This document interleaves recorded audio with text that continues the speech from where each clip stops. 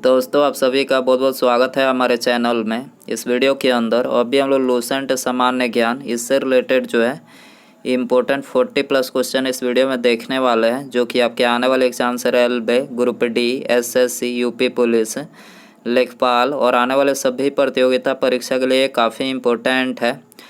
तो दोस्तों आप इस वीडियो को बहुत ध्यान से लास्ट तक देखिए। चैनल पर नया है तो चैनल को सब्सक्राइब कर बेल आइकन यानी जो घंटी का निशान है उसे ज़रूर से ऑन कर दें। तो चलिए शुरू करते हैं। देखिए यहाँ पर हमारा पहला क्वेश्चन दिया गया है, भौगोलिक विस्तार के आधार पर भारतीय कृषि अनुसंधान परिषद यानी ICAR ने भारतीय मिट्टी को कितने भागों में विभक्त किया है।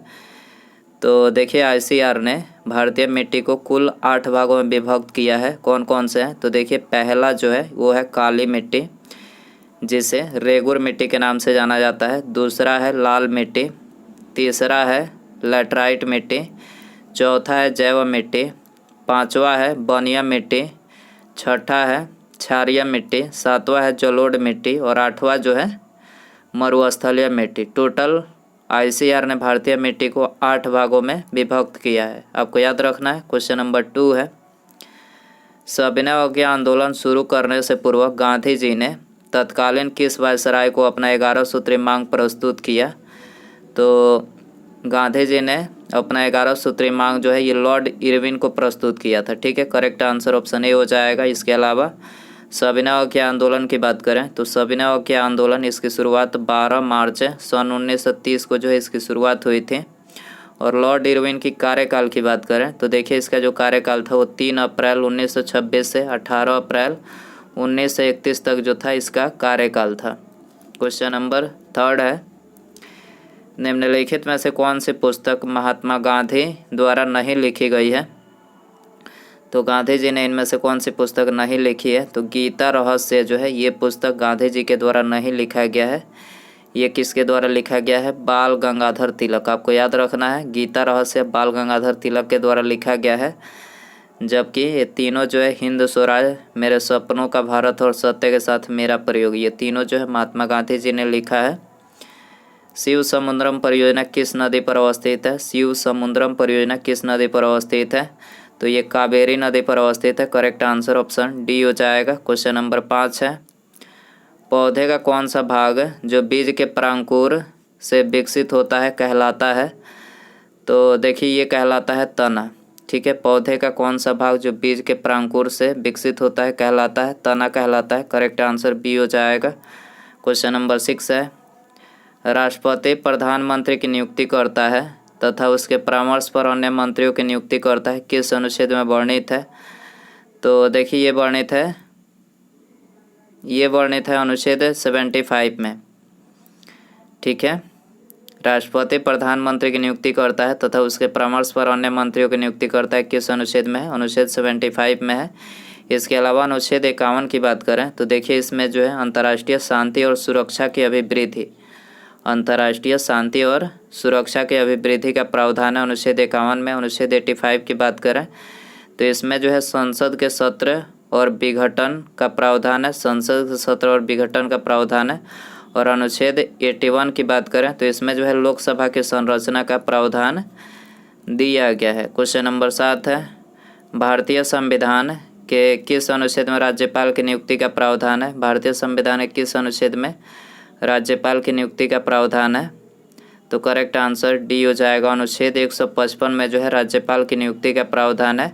इसके अलावा अनुच्छेद 82 की बात करें तो इसमें जो है प्रत्येक जनगणना के पश्चात पुनः समायोजन का प्रावधान है। अनुच्छेद 112 इसमें वार्षिक वित्तीय विवरण, बजट जिसको बोला जाता है वार्षिक वित्तीय विवरण, इसका प्रावधान है। और अनुच्छेद 341 की बात करें तो इसमें अनुसूचित जातियाँ और अनुसूचित अनुसूचित जातियों से ये प्रावधान इसमें दिया गया है अनुच्छेद 341 में। और अनुच्छेद 342 की बात करें तो इसमें अनुसूचित जनजातियों का प्रावधान दिया गया है। निम्नलिखित में से कौन सा कथन सत्य है? निम्नलिखित में से कौन सा कथन सत्य है? तो करेक्ट आंसर ऑप्शन बी हो जाएगा। कथन टू केवल कथन 2 जो दिया गया है, संवेग के 2 गुना होने से गतिज ऊर्जा 4 गुना हो जाता है, तो ये कथन सत्य है। रक्त क्या है? तो देखिए रक्त जो है ये है एक संयोजी ऊतक, एक कनेक्टिव टिश्यू। ठीक है, रक्त क्या है? संयोजी ऊतक है, ये आंसर हो जाएगा। चतुर्थ आंग्ल मैसूर युद्ध का क्या कारण था? चतुर्थ आंग्ल मैसूर युद्ध का क्या कारण था? तो देखिए इसका जो कारण था वो था टीपू सुल्तान का फ्रांसीसियों से संबंध। टीपू सुल्तान का फ्रांसीसियों से इसका संबंध था। निम्नलिखित में से कौन सा पर्वत श्रृंखला भारत से संबंधित है? निम्नलिखित में से कौन सा पर्वत श्रृंखला भारत से संबंधित है? तो करेक्ट आंसर ऑप्शन ए हो जाएगा। नामचा बरुआ जो है ये भारत से संबंधित है। इसके अलावा माउंट एवरेस्ट की बात करें तो ये कहाँ पर है? नेपाल में है। और धौलागिरी की बात करें तो ये कहाँ पर है? ये भी नेपाल में है। ये मकालू पता नहीं ये कहाँ पर है। मकालू यदि आपको पता हो तो कमेंट में ज़रूर इसका आंसर बताएं। ठीक है, भारतीय संविधान की उद्देशिका में न्याय शब्द के लिए किस रूप में उल्लेखित है?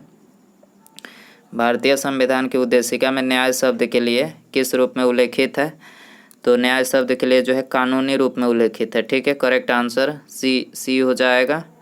सन 1905 में बंगाल के विभाजन की घोषणा किस कारण से की गई? सन 1905 में बंगाल के विभाजन की घोषणा किस कारण से की गई? तो ये की गई एक मुस्लिम बहुल प्राप्ति की स्थापना के कारण से। एक मुस्लिम बहुल प्राप्ति की स्थापना के कारण से 1905 में बंगाल विभाजन की घोषणा की गई।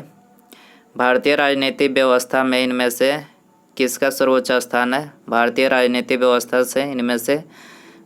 में इनमें से किसका सर्वोच्च स्थान है? तो देखिए सर्वोच्च जो स्थान है वो है संविधान का। ठीक है, करेक्ट आंसर सी हो जाएगा। कीटभक्षी पौधे जिस मृदा में उगते हैं उस मृदा में कमी रहती है। तो देखिए उस मृदा में जो कमी रहती है वो नाइट्रोजन की कमी रहती है। करेक्ट आंसर सी हो जाएगा। चतुर्थ आंग्ल मैसूर युद्ध कब हुआ था? चतुर्थ आंग्ल मैसूर युद्ध कब हुआ था? 1799 में हुआ था। करेक्ट आंसर ये हो जाएगा। स्वतंत्रता प्राप्ति के बाद 1949 में राष्ट्रीय आय के अनुमान के लिए किसकी अध्यक्षता में राष्ट्रीय आय समिति का गठन किया गया था?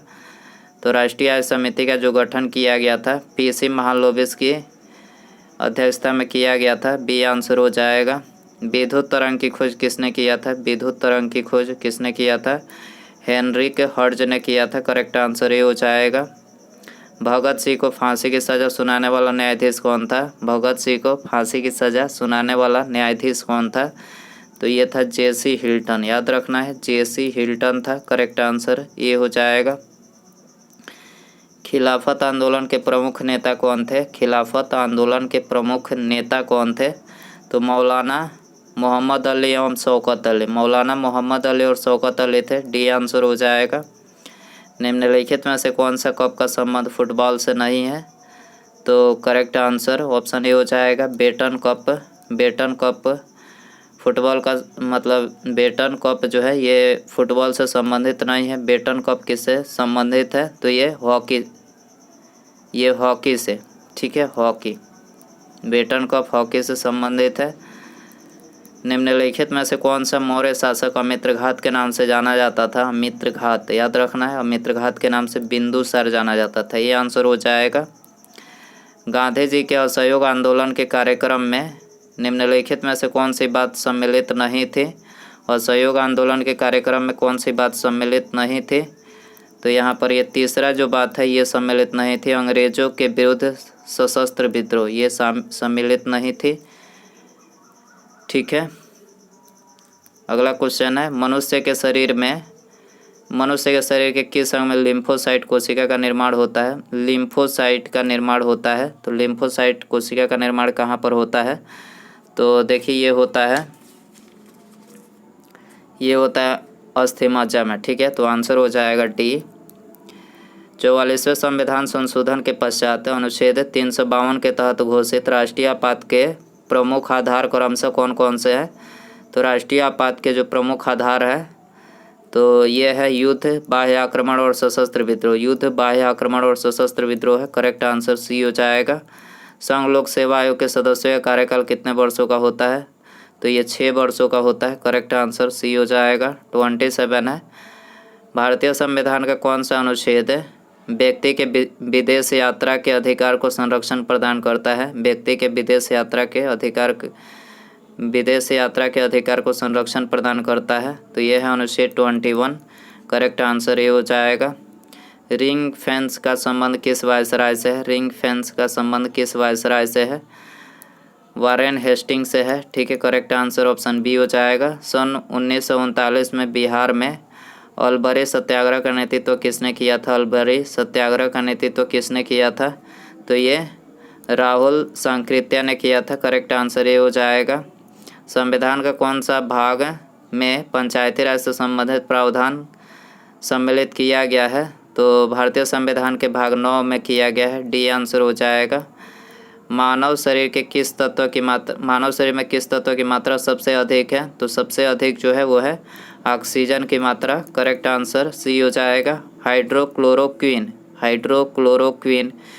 दवा है। तो देखिए ये जो है मलेरिया की दवा है। हाइड्रोक्लोरोक्विन किसकी दवा है? मलेरिया की। बी आंसर हो जाएगा। महात्मा गांधी को अर्धनग्न फकीर किसने कहा था? महात्मा गांधी को अर्धनग्न फकीर किसने कहा था? तो ये विंस्टन चर्चिल ने बोला था। ठीक है, बी आंसर हो जाएगा। 1946-47 की अंतरिम सरकार में वल्लभ भाई पटेल निम्नलिखित में से किस विभाग के मंत्री थे? तो वल्लभ भाई पटेल जो थे ये गृह विभाग के मंत्री थे। बी आंसर हो जाएगा। किस तिथि को राष्ट्रीय दूध दिवस के रूप में मनाया जाता है? राष्ट्रीय दूध दिवस के रूप में किस तिथि को मनाया जाता है? तो ये 26 नवंबर को मनाया जाता है। करेक्ट आंसर बी हो जाएगा। महात्मा गांधी के दक्षिण अफ्रीका की यात्रा से भारत लौटकर आने के उपलक्ष्य में 9 जनवरी को प्रवासी भारतीय दिवस मनाया जाता है। पहला प्रवासी भारतीय दिवस का आयोजन किस प्रधानमंत्री के कार्यकाल में हुआ था? तो ये हुआ था अटल बिहारी वाजपेयी के कार्यकाल में। ठीक है, करेक्ट आंसर बी हो जाएगा। भारत में कंट्रोलर और ऑडिटर जनरल यानी कैग की रिपोर्ट का परीक्षण किस संसदीय समिति द्वारा किया जाता है? तो कैग की रिपोर्ट का परीक्षण जो है ये किया जाता है लोक लेखा समिति के द्वारा किया जाता है। करेक्ट आंसर ये हो जाएगा। भारतीय राष्ट्रीय कांग्रेस का एकमात्र अधिवेशन जिसकी अध्यक्षता महात्मा गांधी जी ने की थी? तो करेक्ट आंसर ऑप्शन ए हो जाएगा। बेलगांव अधिवेशन 1924 की अध्यक्षता जो है ये महात्मा गांधी जी ने किया था। गैस जो धान की खेत से उत्सर्जित होता है तथा भूमि की तापमान में वृद्धि करता है, तो ये कौन सी गैस है? तो ये है मीथेन गैस। ठीक है, करेक्ट आंसर सी हो जाएगा। अंडमान एवं निकोबार द्वीप समूह की सर्वोच्च चोटी कौन सी है? अंडमान और निकोबार द्वीप समूह की सर्वोच्च चोटी सैडल पीक है। करेक्ट आंसर बी हो जाएगा। भारतीय शास्त्रीय नृत्य की सबसे पुरानी शैली है? भारतीय शास्त्रीय नृत्य की सबसे पुरानी शैली है भरतनाट्यम।